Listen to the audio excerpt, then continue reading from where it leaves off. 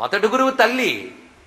ఆ తల్లి చెప్పాలి, పరమేశ్వరుడు వైపు తిప్పింది మనస్సును, అది గొప్పతనం.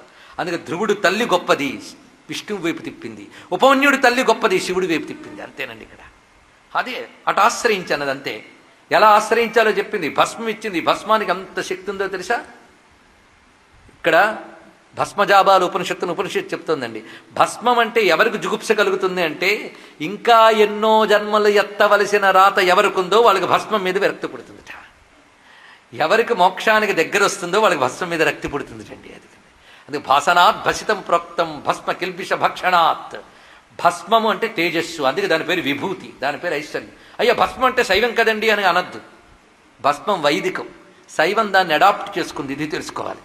అగ్నిహోత్రము యజ్ఞము వైదికమేగా, ఎవడైనా ఒప్పుకుంటాడు కదా.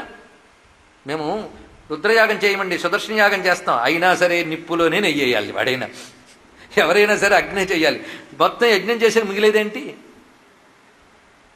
భస్మమేగా, దాన్ని ధరిస్తాం అంతే. మొత్తం ఇదే భస్మము వైదిక విజ్ఞానం. వేదవేద్యుడైన పరమేశ్వరుని తెలియజేస్తున్నది. అకార ఉకార మకారాత్మకమైన ఓంకార స్వరూపిణి ఈశ్వర తేజానికి సంకేతంగా త్రిపుండ్రధారణ సర్వజీవులకి, ముఖ్యంగా మానవులన్న వారికి అందరికీ విధింపబడింది. ఈ భస్మం ధరించి సాధన చేయి. ఎందుకంటే మనం సాధన కూర్చుంటే మన నిర్వాకాలు అనుకోవడానికి లేదు. ఒక్కొక్కప్పుడు బాహ్యంగా దుష్టశక్తులు చాలా మనల్ని దెబ్బతీస్తుంటాయి. ఉత్తిష్టంతు భూత పిశాచాహ ఏతే భూమి భారక అపసర్పంతు ఏ భూత భూమి సంస్థిత. మనకు తెలియని సూక్ష్మ ప్రపంచం చాలా ఉన్నది. అవి మనల్ని భంగం కలగచ్చు, మన బుద్ధిలో దూరచ్చు. యోగ సాధనకి ఎన్ని ఆటంకాలు ఉపనిషత్తు చెప్తోందండి.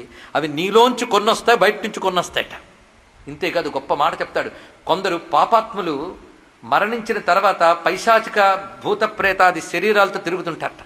వాళ్ళు ఉత్తమగతులు పొందడానికి అవకాశం లేక చుట్టూ తిరుగుతూ ఎవరైనా సాధన చేస్తూ ఉంటే వాళ్ళ వద్దకు వచ్చి ఆ సాధన నుంచి వస్తున్న శక్తిని పుచ్చుకుని వెళ్ళిపోదామని ప్రయత్నిస్తుంటారటండి దానితో. ఎందుకంటే ఒకడికి వెహికల్ పడిపోయింది, అడవిలో ఉండిపోయాడు.